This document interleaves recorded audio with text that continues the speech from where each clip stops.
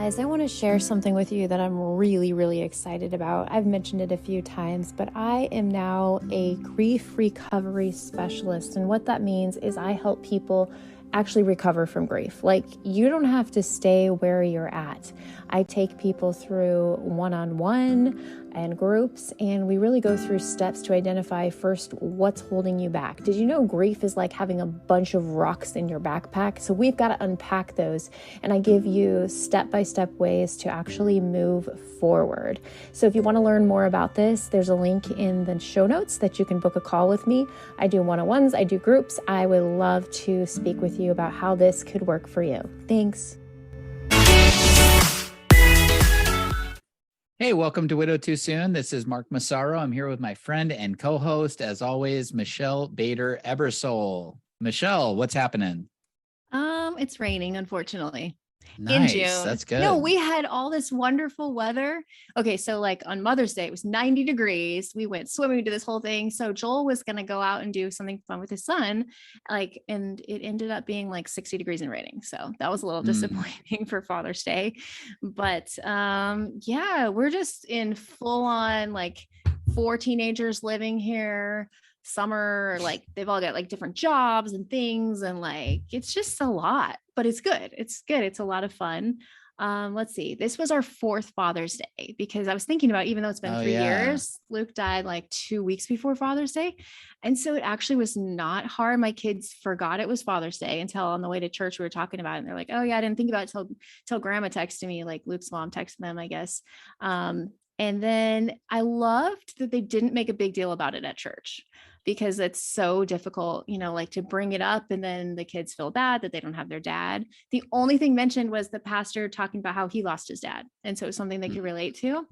And yeah, it was a good time. We did stuff with my dad, and then Joel and his son were able to do some stuff. I wasn't sure how my kids were going to go with everything. And I ask each one of them, even though they're like big teenagers, I still say goodnight to them every night and pray with them. So I ask each one of them. Oh, that's cool.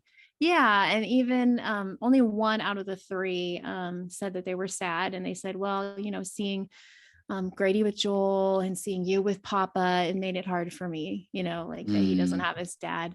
But we did pretty good. I mean, it was a pretty good day.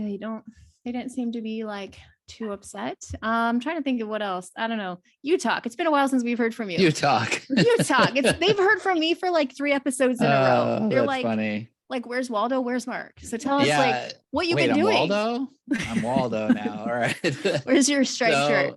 So let's see. Gosh, I can't even remember okay. So I am officially a licensed and insured realtor for the state of Tennessee. Congratulations. That is so exciting. I made it. I started with my brokerage, or I'm learning how to start basically. So if anybody needs a house in Tennessee, I'm your guy. That's right.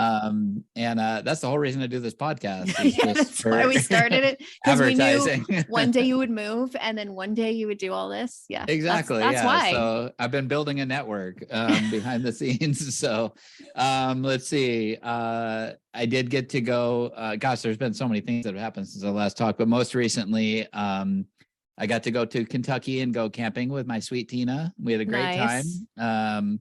It was really cool. I got to go to an event at her church and meet a lot of her people. Oh, cool. That was really cool. I got the impression that they approved of me, but you never know.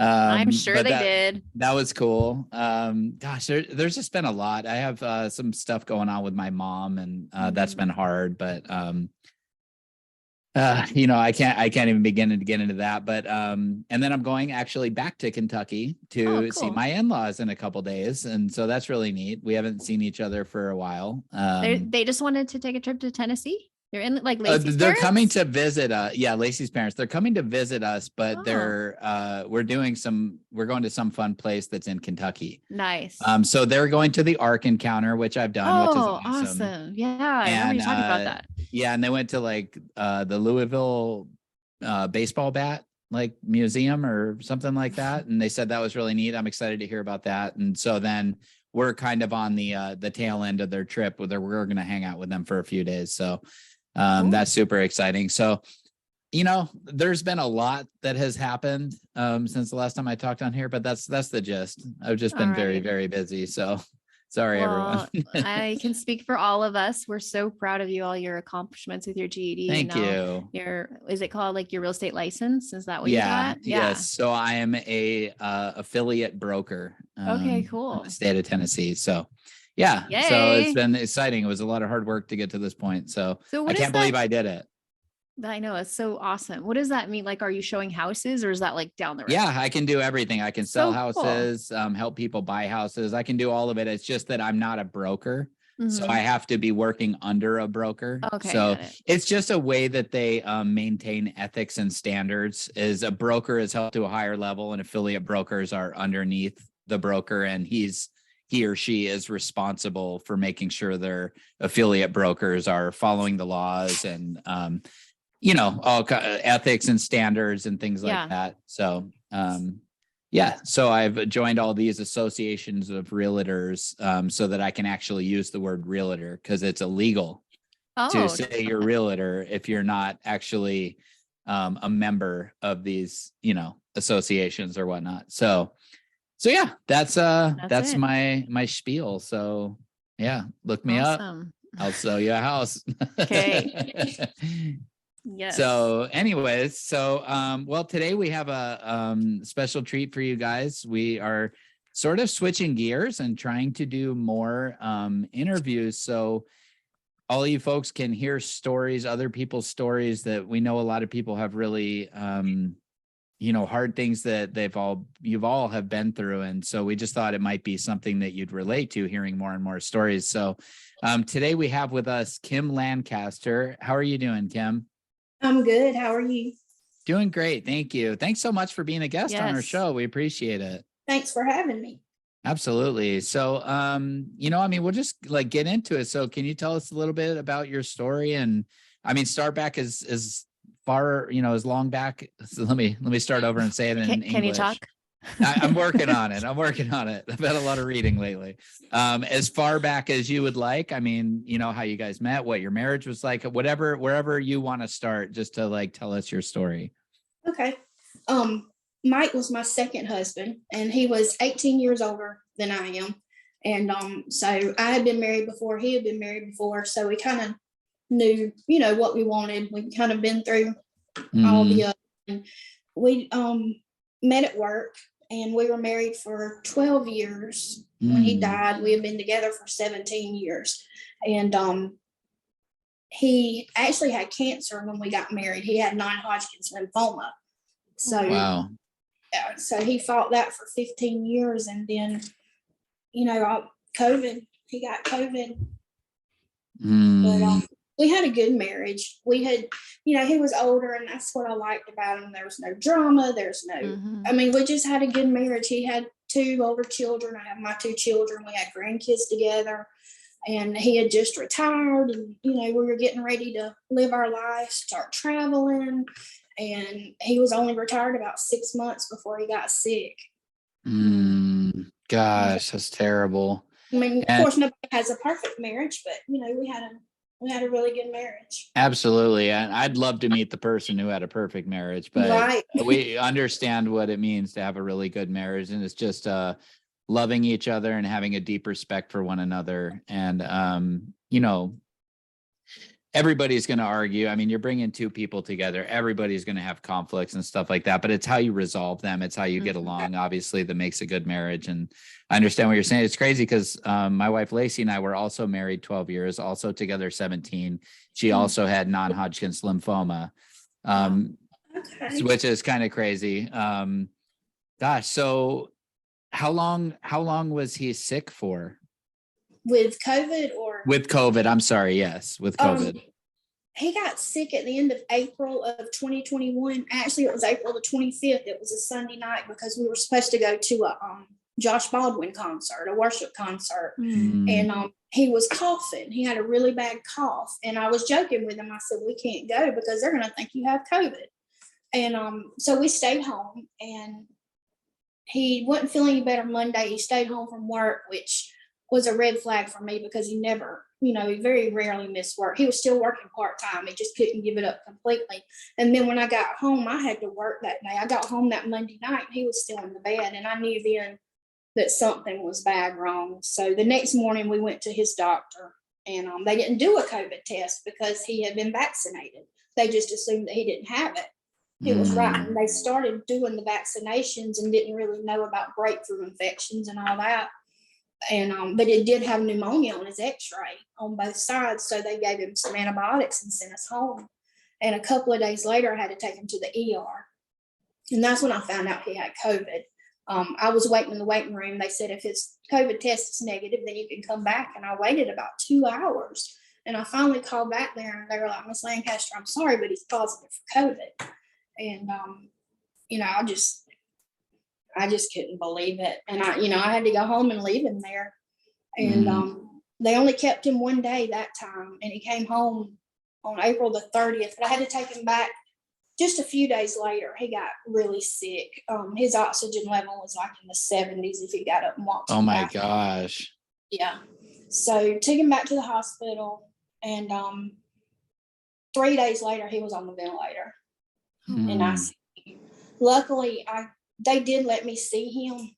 Our anniversary is May the 13th. And so I was trying to get in to see him the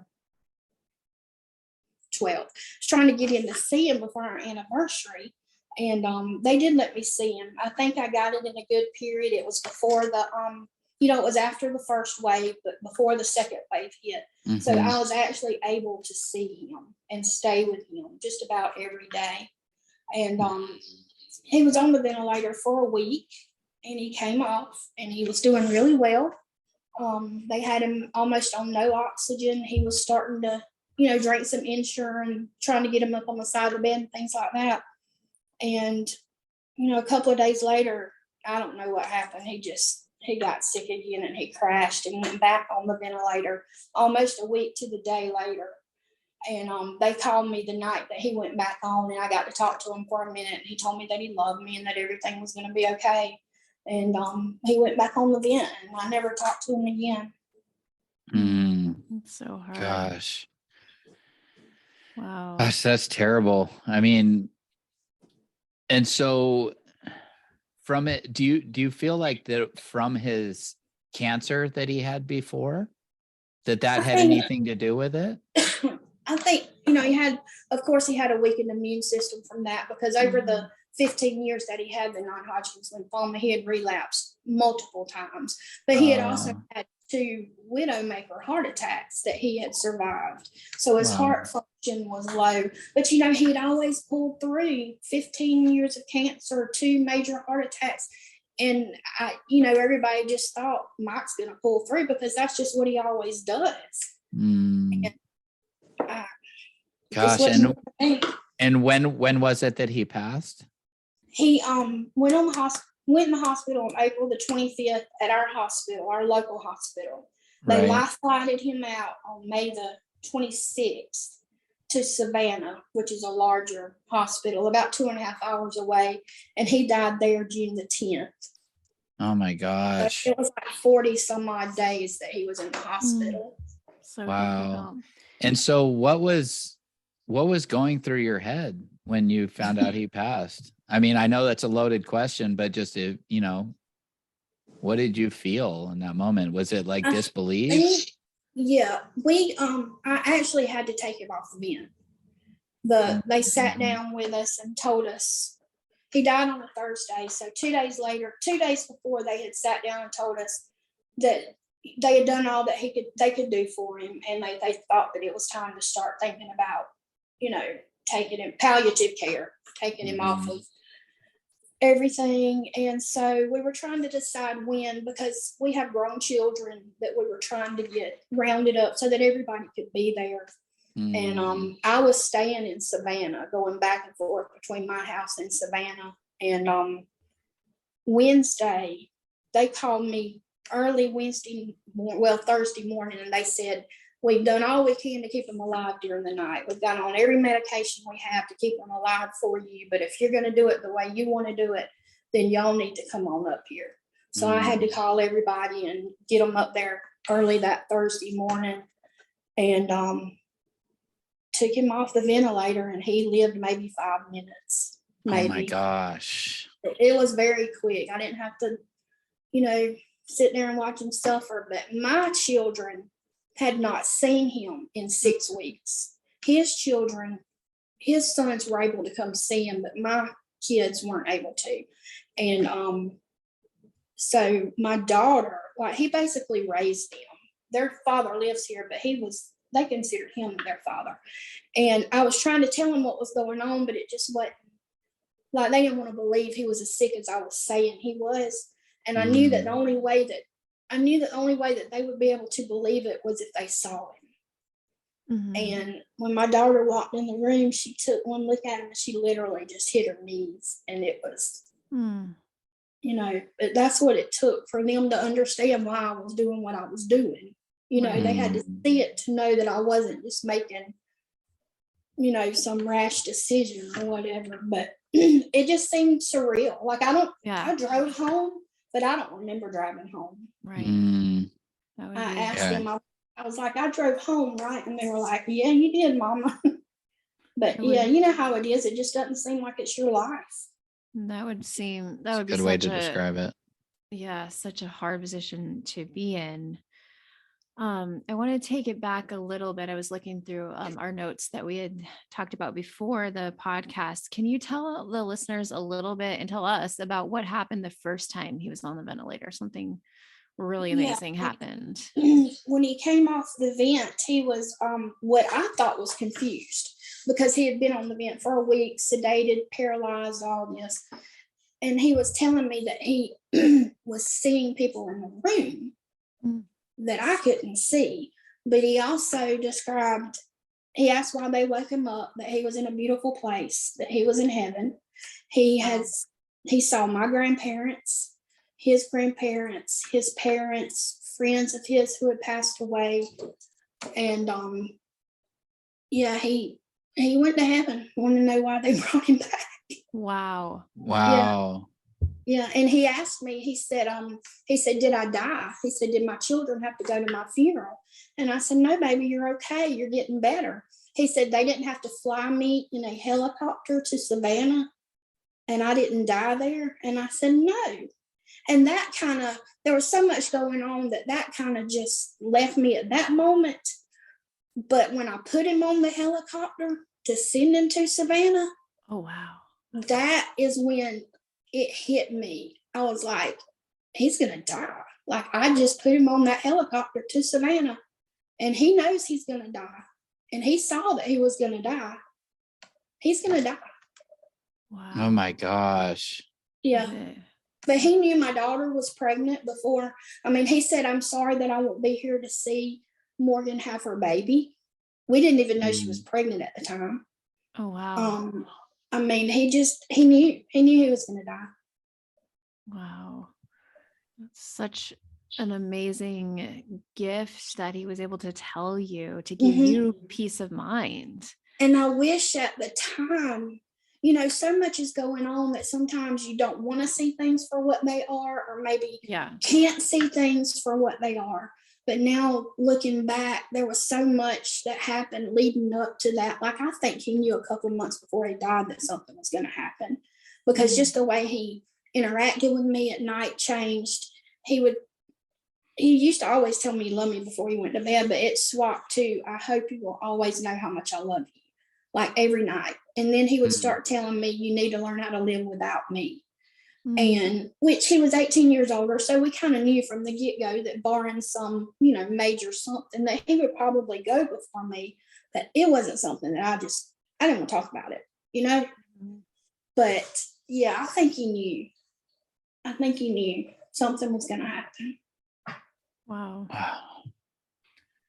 That's wild. I mean, it's hard for, even when, we've all been through these stories of our own and stuff. And I mean, I saw some crazy things happen while Lacey was sick and after, and but nothing like that. And so how did you feel after the fact? I mean, did you have like a peace? No, because I remember a moment where I felt like the Lord was telling me, like, she's with me, and where she is where you want to be.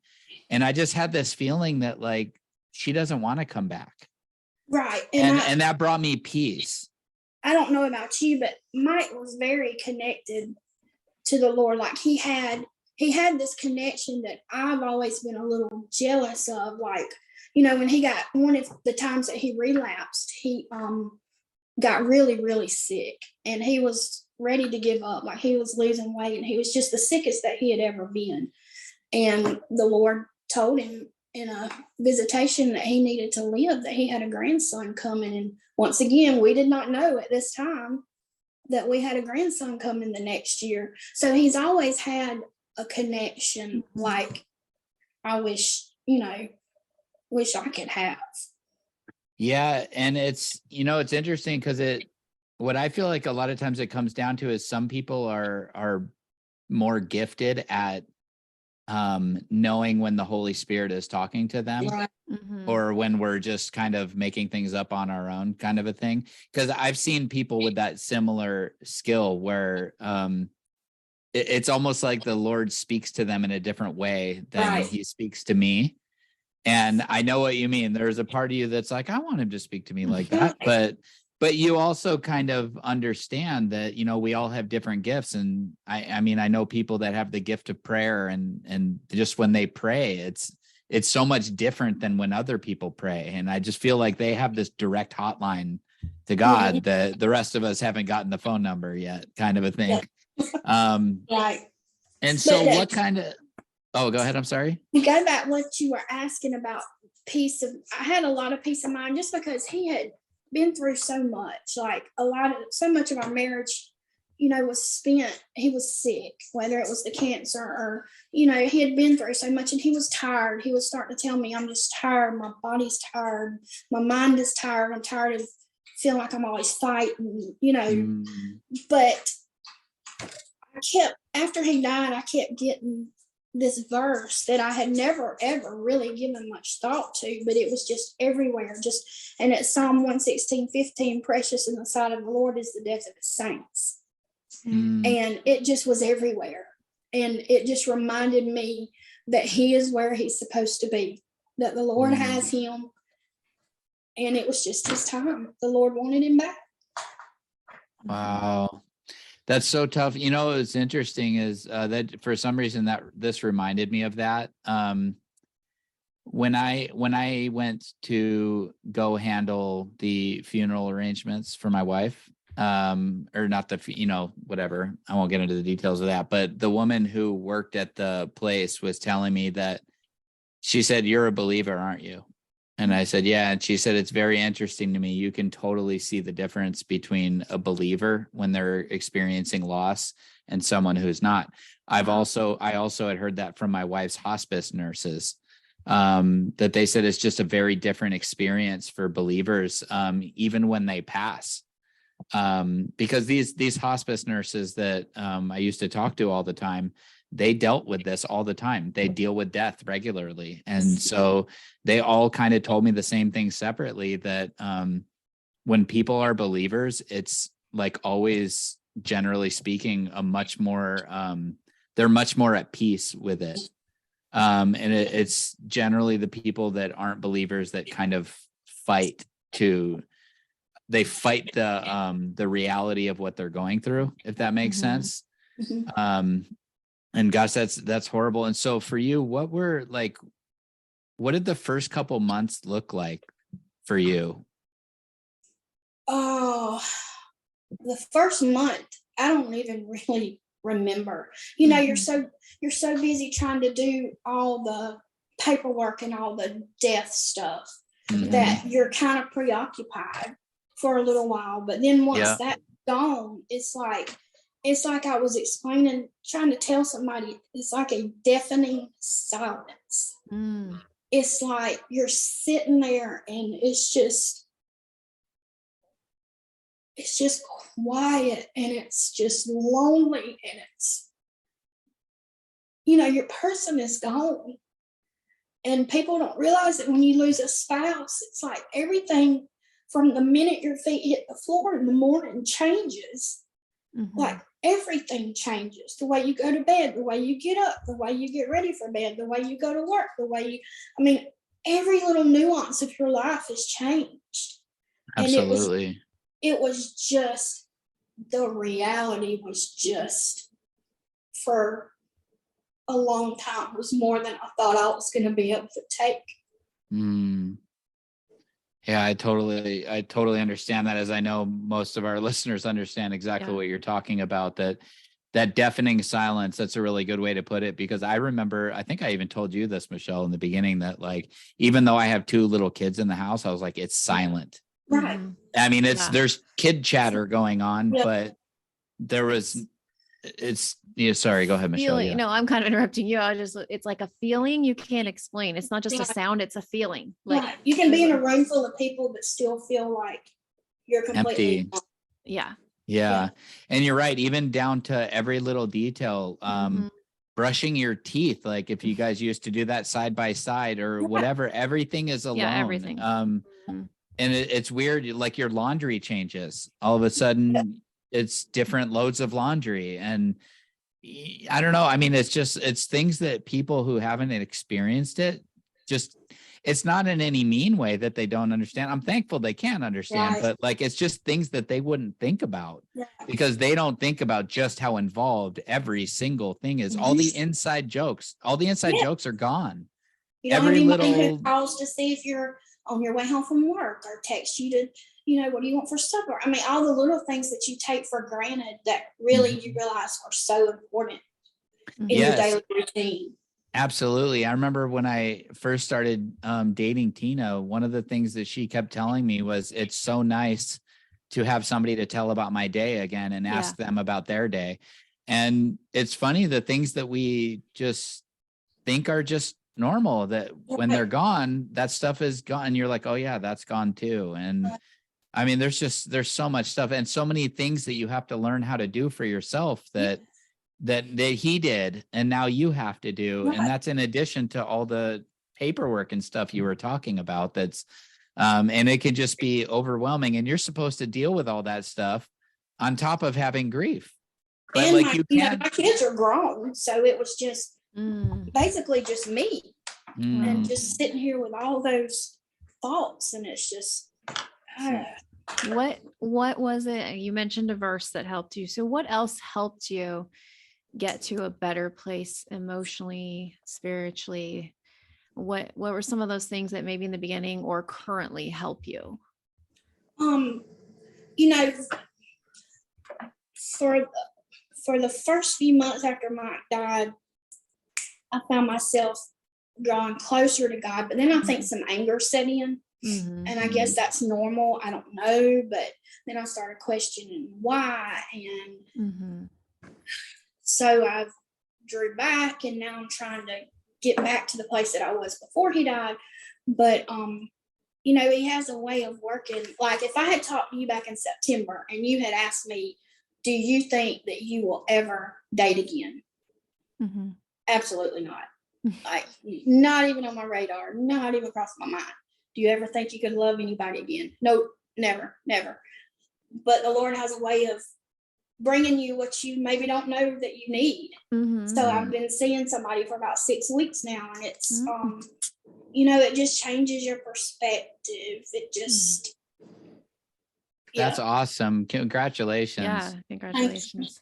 That's one of those things that I'm sure was very, very difficult at first. I know it was.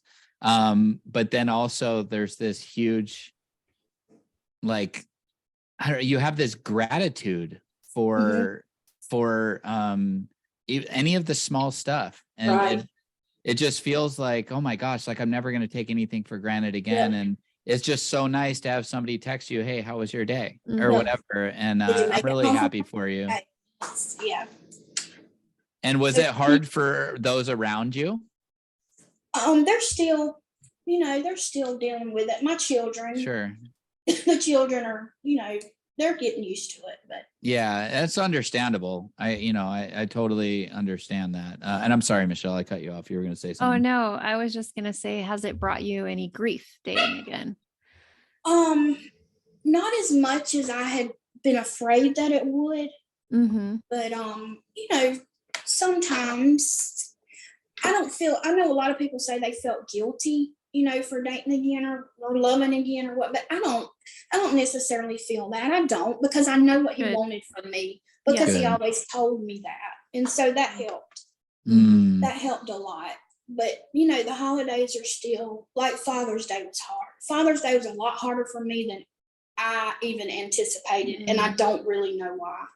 Mm. But I woke up with a heaviness on that day yesterday that I wasn't expecting. Well, and it's like, because we've said before, grief is weird. It doesn't always Yes. make sense why you feel it, It could be a Tuesday, it could be Mother's Day, it could be Christmas, it could just be the 15th Riding of down the the month road or and whatever. Yeah, I mean. Yeah. Seeing something, a restaurant you used to eat at, and it brings a memory back. And it can be incredibly difficult. And I'm really happy for you that you found someone. I want to encourage you in that. And also, just proud of you for not being, not feeling guilty, because that's something that's from the enemy, because you don't have anything to feel guilty about. So sorry, Michelle, did I cut you off again? No, I keep feeling like I keep cutting you off. No, it's good. I love what I'm seeing, Kim. Like, you have a really beautiful smile, and like, it's so great to see widows on the other side of it. Not that we're ever on the other side, you know what I mean? But Right. where you're not feeling that initial awful pain. I just talked to a 3-week-old widow the other day. Now that's like a baby widow, and just hearing her fresh pain, it just reminded me of how horrible that time period is, and how you can't see yourself getting to where you are, or Mark dating somebody and loving somebody and me loving somebody again. You don't realize that you can get there, but you can. And I think that's what people need to hear, is that yes, it's dark. Yes, your pain is just as bad as you think it is. It absolutely is. But there are brighter days. Yes. There really are.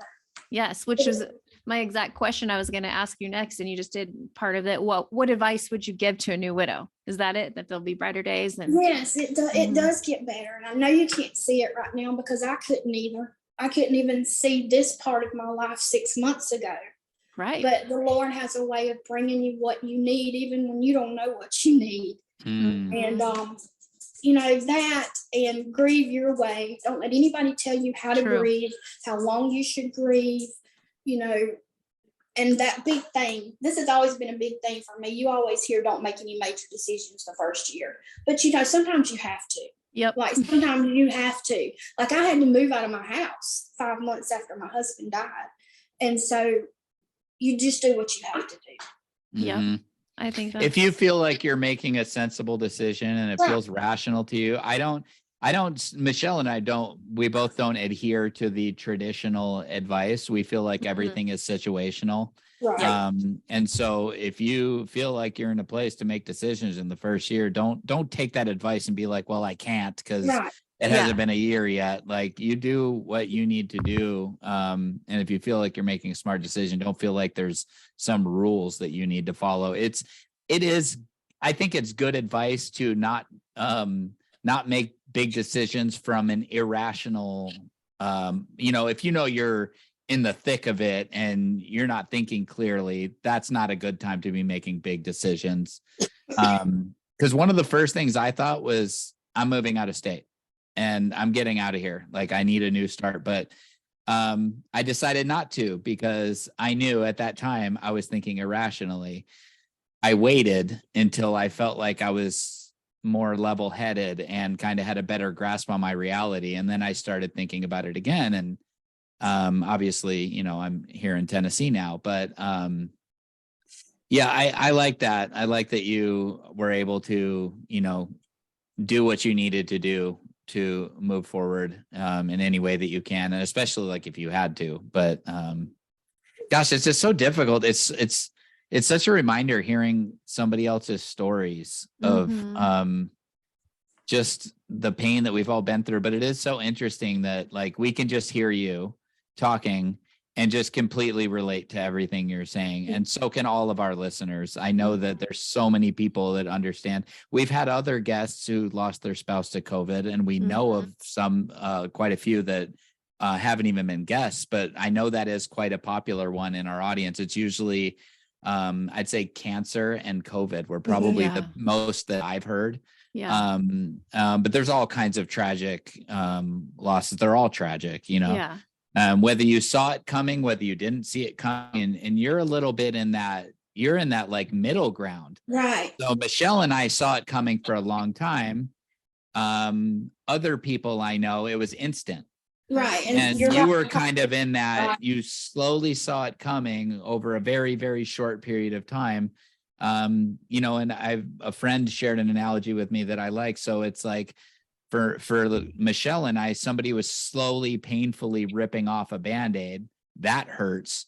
For other people I know, the Band-Aid was just yanked off and that hurts. Mm-hmm. There's no easy way about it. They're both terrible. And yours is right there in the middle. It was like they were slowly ripping off the Band-Aid and then just yanked it off. Right.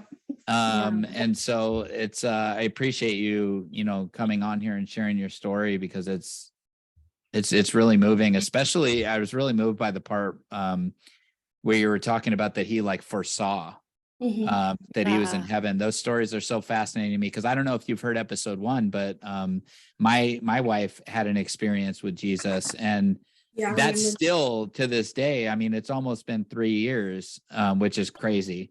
And that's still, when I think about it, like gives me chills and makes my neck hair stand up. But it's hard to convey to somebody what I saw in that moment, but I will forever remember how real that felt and how terrifying it was. And for me, for Lacey, it was a beautiful gift. For me, it was really scary. But then I had a friend tell me like that's what everybody throughout the Bible, when they had an encounter with God, they were terrified and then they fell to their knees. And that's exactly what I did. It wasn't planned, but I just remember being so afraid. And the only way I know how to describe it is I wanted nothing to do with it. It just freaked me out. But then after she started talking for a few minutes, I just fell to my knees. Like I didn't go to my knees. I fell to my knees and started praising him. And I'll never be able to convey to somebody what that experience was like. And just like you, even though the story is so touching, nobody's going to understand what that was like from your perspective unless they've also been through something like that. But it's just interesting that, God still works. Mm-hmm. God's still doing things. And everybody thinks, well, why doesn't God do miracles anymore? And, He does. And there's a lot of those difficult questions, right? Of like, why didn't he save this person or that person? We don't know those answers. But we know he's still working because we see the stories we hear the stories and see the people talking about it and stuff like that. But he doesn't guarantee to answer our prayers the way that we want them answered. Right. But because for a long time when he was in the hospital, I would pray to heal him, pray for healing, but a few nights before he died, I just hit my knees in the hotel room and I was like, Lord, I've got to give this to you. Yeah. I just want what is your will for him.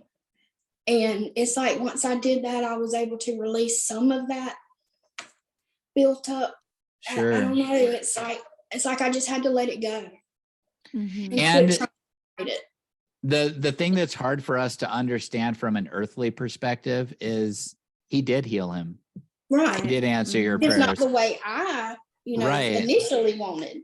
Right. But with this earth being our temporary home, it's hard to remember that sometimes because we just see the here and now and we forget that our eternal home is heaven. And this is just a grain of sand in time. And so he did heal him. He did heal Lacey. He did heal Luke. Just like you said, just not in the way that we wanted. But, when you have that perspective and that understanding, it does make it, for me anyways, I didn't feel sorry for Lacey. I was happy for her. Yeah. I only felt sorry for my kids and myself and my family. You know what I mean? And that's a lot easier to cope with than feeling sorry for Lacey that she lost her life, because she didn't really lose her life. She gained real life. Mm-hmm. So, yeah. Go ahead, Michelle. I can see. I was just gonna say, you can see when I'm ready to Yeah. another question. So, Kim, could you tell us what has been the most challenging part about being a widow? I think just learning getting used to being alone. Yeah. Because for 2 years, I mean, literally, I didn't do anything. And finding out who your friends are. Yeah. You find out who the real people are in your life. Mm-hmm. And I think just maybe seeing some people, being disappointed by people. Yeah. And just getting used to being by myself. I think it was so hard. Mm-hmm. The loneliness. Right. Just loneliness. And what are some things that have helped you through that? Like, have you discovered any new hobbies or things you like to do, or how do you deal with that? I had 2 grandchildren, and so I kept the first one who was born after Mike died. I kept him for 6 months, and then my daughter had a baby, so I kept her for a year, and so I have a total of 6 grandchildren, and between all of them, that really has been my saving grace. Yes, just spending time with them, and that's really beautiful. Yeah. That's and I know that kept you busy. Yeah. that keeps your mind occupied for sure. Yeah. But I'm starting to work more now. I was able to take off a little while after he died, and I'm a nurse, and so when I'm reading back, like when I was in the hospital, I kept a record every single day of everybody I talked to, all his vital signs, what they did that day. And I was just sitting here looking through it before I talked to y'all. And I'm looking at it like, Kim, you're a nurse. Like, you should be able to have looked at this and known what this was going to, what this was leading to. But you don't, when it's your own family, I think it's different. Oh, yeah. Absolutely. And how is that being a nurse, having dealt with, just what your husband went through? Is that hard being back in that environment? Not really, because I do dialysis. I'm a dialysis. Okay. And so I don't see a whole lot of that like I used to. Yeah. But it's been a help for me to get back. Mm-hmm. I've spent time with my grandkids, but I mean, like, I was talking to babies all day long. I needed some adult conversation. Yes. So it's really been good for me to get back into more of a routine like that. Mm-hmm. That's good. I actually did have a hard time. I did cabinetry. We did a lot of work for hospitals. And so when I went back to work, yes, it was great until the first time I went to a hospital to do an install, and I started looking around and recognizing all this medical equipment and the different, you would know all this stuff. I don't know. I don't even remember. I've chosen to forget all that stuff, but I had to, I told the guy, and I'm not this kind of employee. Like, I stick to what we're doing. I try to be a hard worker, and yes, sir, no, sir, kind of mentality. And I had to tell this guy, he's like a mentor to me, but he was a coworker, and I had to tell him, I was like, I'm sorry, man, I need to go outside. I just can't be in here right now. Another time we were doing work at the children's hospital where a lot of kids with cancer. And that was it was intense. It was hard to be in there, but that's, so I know why you were asking that, Michelle, is what I was kind of getting at. Back in February, I was going to take a job at the first hospital my husband was at, doing dialysis in ICU. Oh, wow. He was on dialysis in ICU, and I did not feel at that time that I was ready for that particular job. Yeah, so that'd be hard. I'm just working back in a dialysis clinic right now.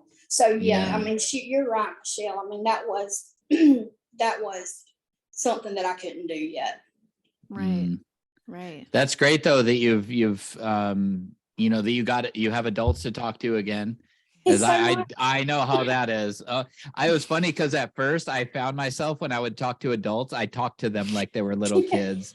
I'm like, so you guys are gonna go to the movies later, or whatever. And I'm like, they're like, you don't have to talk to us like we're little kids, like, I'm like, sorry. To go potty? Yeah, right. Calling myself my grandma name. Y'all want to come to Mim's house? I'm like, wait, you're grown. Okay. Yeah. That's and funny. So where would you say that you are today? Is it, like as Michelle has described it, where at first it's like there's grief clouds just covering you. And then after a little bit, sometimes you'll see like a ray of sunshine. And now would you say that you're in that phase where it's more sunshine and every now and then the rain cloud comes over? Yes. That's great. That's Yeah. awesome. We love to hear that. Mhm. Thanks. That's encouraging too, for those of you listening that are in the beginning stages. I cannot tell you how many widowed people that Michelle and I have talked to, and it's all the same thing. With the season you're in right now is insanely difficult, Mhm. but please remember that it is a season, Mhm. and this seasons change. And so what you don't feel today, because as Kim mentioned, as Michelle has said, as I have said, as Tina said, and the list goes on, the thought of dating again was like, never, nope, Yeah. never, nobody ever will touch my heart in that way ever again. And then, like Kim said, the Lord can change your heart, can change your circumstances, can change your desires. So just hang in there and fight your way through this season, knowing that brighter days are ahead. Mhm. And just keep working towards that goal. Yeah. Go ahead, Right. Nice. Michelle.